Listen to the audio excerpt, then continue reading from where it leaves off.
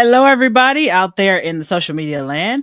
I am back. It's Portia Booker, known as Portia the producer. I'm your host and face of the Grief Grantor TV show. And today I'm joined with my good friend, Miss Maria Belanic. And we were having an amazing conversation. And I thought we need to bring to social media because Maria, as me and you both know, as the grief journey that we've both been on, right? Your son's transition with me, my mother, and my father, one of the things that I think a lot of people don't talk about is self judgment.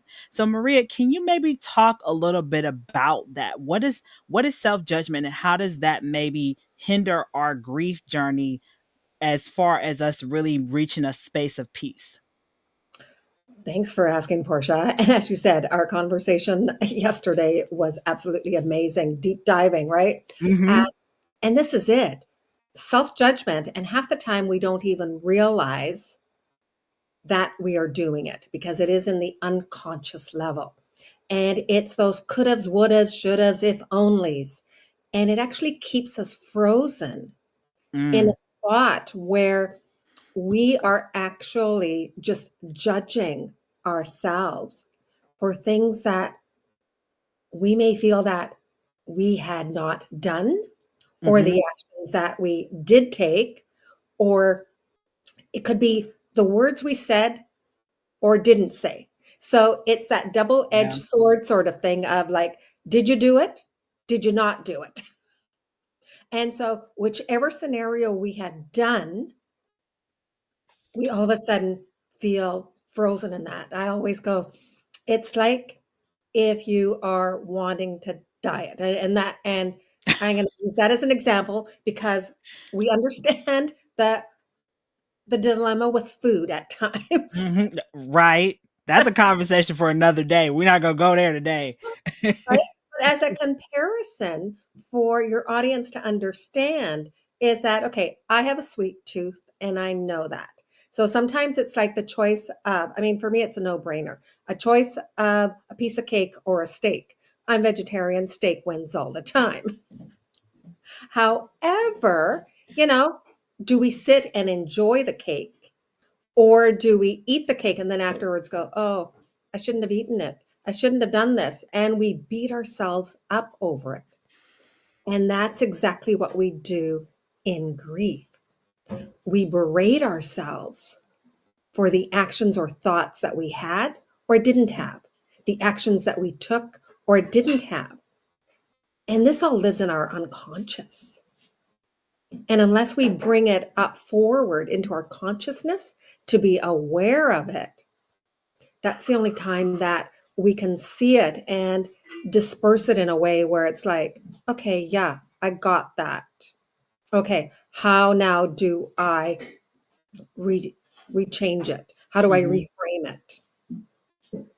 Well, in a sense, I love what you mentioned about all the things that the woulda, coulda, shouldas, right? Like I think about Maria, and I mentioned this in my book, Finding Grace Within Grief, Her Transition, My Transformation. I talked about how I wanted to take wedding pictures with my mom because I knew that her time was getting short. And I feel like part of me felt like at that time that I drug my feet. Like I was like, oh, things would get better. But in hindsight, they were going downhill. And, that was something that I had to live with, right? To just say, you know what? I did everything that I needed to do to honor her wishes and, give her a beautiful send off. And I know obviously when that day comes around, I know she'll be present in some state or form, right? But that's something again that I know a lot of people judge themselves over because of the things that they didn't get to say, the things that they wish they could have said.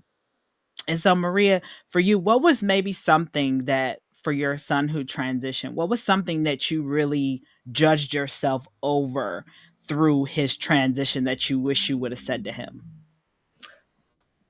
You know what? Not so, there are things that maybe I wish that I hadn't said. I think in his last 2 weeks, he had asked what was the worst case scenario. And of course, the worst case scenario was that he was dying. Mhm. And I just said the worst case scenario is if, you were to die.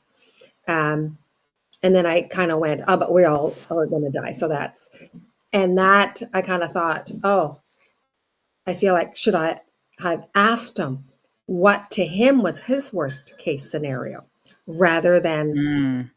all right. So that kind of plays around. Yeah, and I agree with you, Maria. Like, I know with all of us who have experienced some level of grief, whether it stems from the physical transition of, obviously for me and you, it's been people in our life, or obviously a relationship, a friendship breakup, a relocation, or even the grief of starting a new endeavor, right? I mean, we don't talk about that, but that's for a whole nother day. And so, Maria, for everybody who's, tuning in, right? Maybe what's one tip that you can leave with them to start to ease that self judgment and convert it to compassion?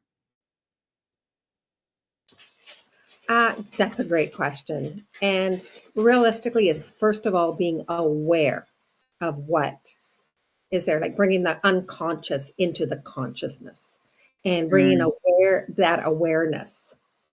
Because it's only when we bring awareness can we then give ourselves compassion and actually kind of say, you know what? I mean, this is what I even have to say to myself is that at the time, I didn't know anything more than what I knew. mhm, And I think that sometimes is what we do. We always go with hindsight, mhm, right? Like once it's already passed, then we kind of like, oh yeah, I know something now. I know not to have done this or but at the time when you're in it, you can only see what you're in.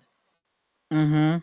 We don't have that pervisual vision that shows us what's on the outside. Like from Yeah. being outside looking in, we're in, and that's what we're in there. It's like being thrown into the water. You're not going to look at Mm, how big the ocean is. All you're seeing is you're right there. And so I always go, part of it is either sometimes writing a letter, right? In the sense mhm, that once we start to bring on awareness, is of course when you write things down, your feelings and your thoughts, and you do it in a way that's a free flow. yeah. Because once we start thinking, then all of a sudden the judgment comes back in. And when we do it as a free flow, it's like, okay, I'm just going to pour out from my body into the paper and not even read it. It just, and then once you start, it just continues and continues and continues. And I always go, don't look at it after you've written it. Just write it and leave it. Let it sit for a day or two, then go back. And then going back, you can see what you've written, what your thoughts were, what your feelings were. And then there's that aha, like, okay, and give yourself grace. As you said, give yourself grace Mhm. and compassion. I agree. Journaling is so powerful. It's such a powerful exercise. I know for me, Maria, when I was really struggling in the early parts of my grief after my mom transitioned, I know journaling, I found this level of, I want to call it like, I was being consumed with so much love as I was journaling. Like, I was very into my own kind of thoughts. I just let everything just come out. Everything was, it's kind of like, when you're washing like a scarf or something by hand and all the soap, you're like making sure the soap is getting out of it. That's literally how it felt. It felt like everything was just coming out organically. But I noticed the shift in my body, right? Going back to the awareness piece that you mentioned, like I felt so much a weight just lifted from off of my system when I did that. Purging is good. Letting go is a good thing. So I appreciate you, Maria, shedding light on that. And Maria, for our audience who's here and if they want to work with you, right, you have something coming up that people can attend. How can they get more information about it and what is it that's coming up? Thank you so much, Portia, for the plug. Yes, so I'm having a workshop, a complimentary workshop happening January 30th. That is called the Self Judgment Detox. And this is, Mm, again, I mean, I've done it through my experience because for 10 years, I felt frozen in judgment uncertain of what lay ahead, and feeling completely lost. And that's where this idea came from. So I do have a 12-week program for anyone afterwards who wants to join me. However, this complimentary workshop is on January the 30th at 1 p.m. Pacific. Now I got to do all the numbers of the time zone, but I know it's 1 p.m. Pacific, 4 p.m. Eastern time. And it's finding ways of, I mean, it's not going to be a deep dive, but it'll at least give a person a tool to sort Mm-hmm. of say, how can I release? Or even to acknowledge. Because Mm-hmm. to me, that is the first step. Because a lot of times, I mean, for 10 years, I didn't even know that I was in self judgment. Mm. And that was an aha moment, is because it's not only just the self judgment of what in grief, Mm-hmm. but it's also about the old wounds, the past hurts that Mm-hmm. also start rising up that maybe you thought that you dealt with in the past. And it's actually been repressed in our bodies, in our unconsciousness, that all of a sudden rises up in grief, gets mixed up with our grief, and actually keeps us frozen. And I love the analogy, Maria, of the frozen in time, because you're right. It seems as though when we experience that earthquake in our life of a grief experience, whether, like I said, it's the physical transition of someone or even starting a new endeavor, a friendship breakup, we are frozen in that time. And it's like, how can we learn to start to kind of like unthaw that frozen feeling and learn to start integrating new memories, new opportunities, and really start living life to the fullest. So I thank you so much, Maria, for coming on and just, letting us talk about. I feel like every conversation, Maria, we have can be a podcast episode or something because they're just truly powerful. And I truly appreciate you. So for our audience who, tuned in, you guys can, connect with Maria and go to her event next week on January the 30th. So thank you guys so much.